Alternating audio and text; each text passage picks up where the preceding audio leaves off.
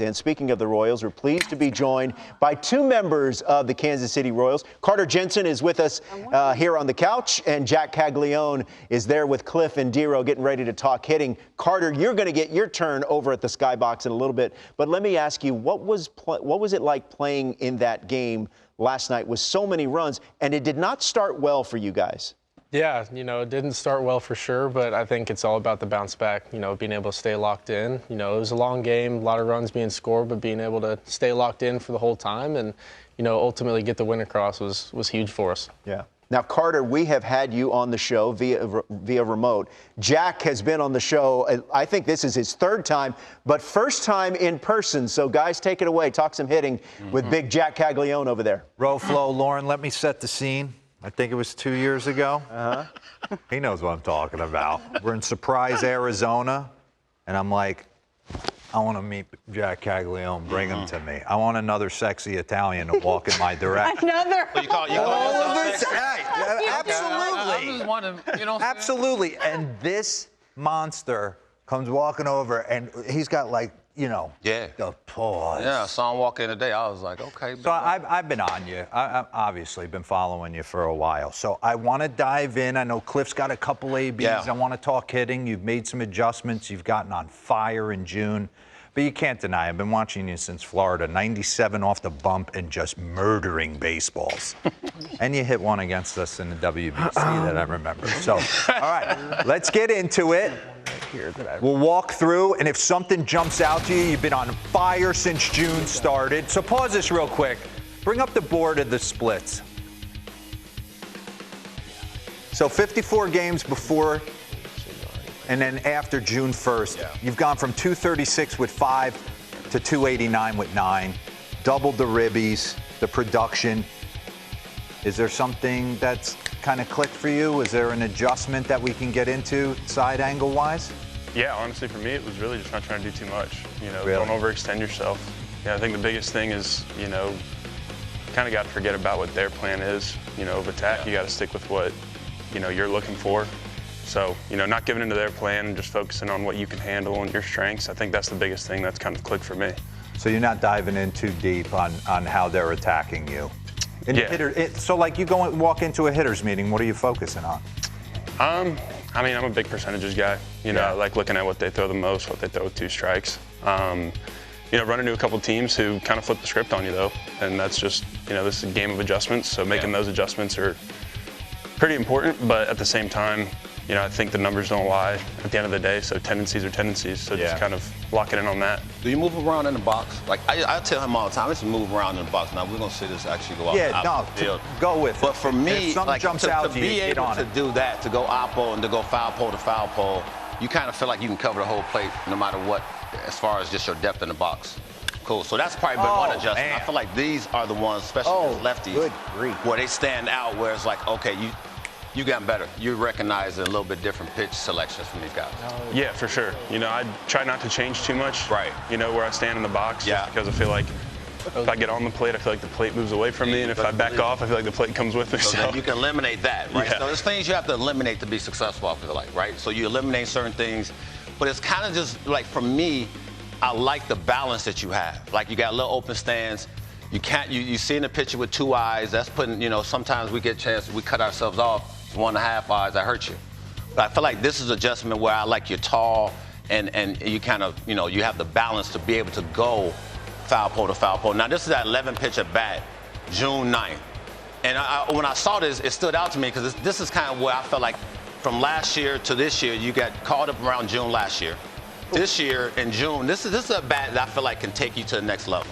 Right? When that last pitch, you take it, but then it gets to, and I love that bat, but it gets you to this. Yeah. Right, so you took that 11 pitch at bat and says, now I'm locked in. You lock yourself in with that at bat? For sure. He's one of the best pitchers in the game, and he has been for quite some time. So to have an 11 pitch at bat and to kind of see really all that he's got, being able to pick up the pitch shapes, the ball out of hand, I think, just served in my favor that second time around. Pause that. All right, first off, what does it feel like to hit a ball like you did off McClanahan? Like nothing.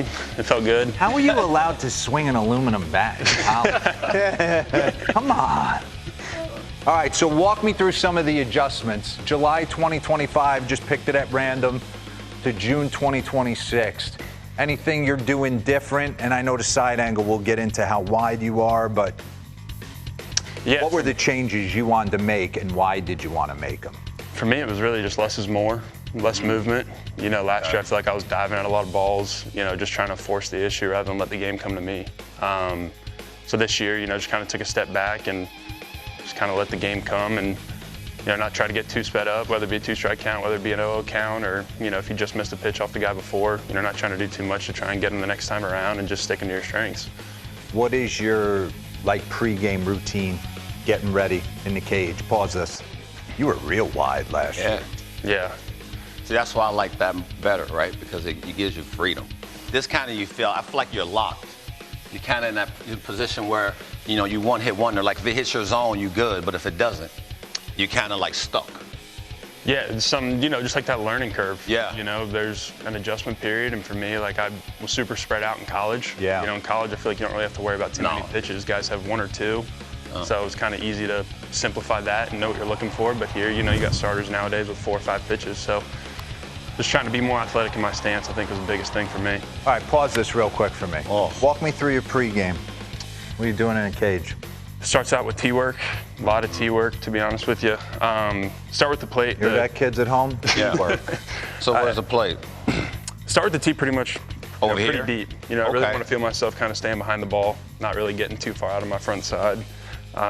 Struggled with that a lot last year. So, you know, me and the coaching staff here have been doing a great job with that. And then just working it, staying with the tee deep, but moving it in, still wanting to drive it to center. Yeah. You know, just really staying behind the baseball is the biggest thing. And then we just go into flips. We'll do angled, you know, righty, lefty. Feel like the sinkers kind of get like that feel. Yeah. I'm working on a lot of bat path stuff, but at the end of the day, like, it's not too much. You know, short and sweet's kind of the way I've always liked it. You know, You're an hold on real quick. Yeah. I know we got one board because I saw this highest average on first pitch this season. Schwarber, Nick Kurtz. I mean, some of the best hitters in the game, right? You're on I love this. pitch one. You got to be.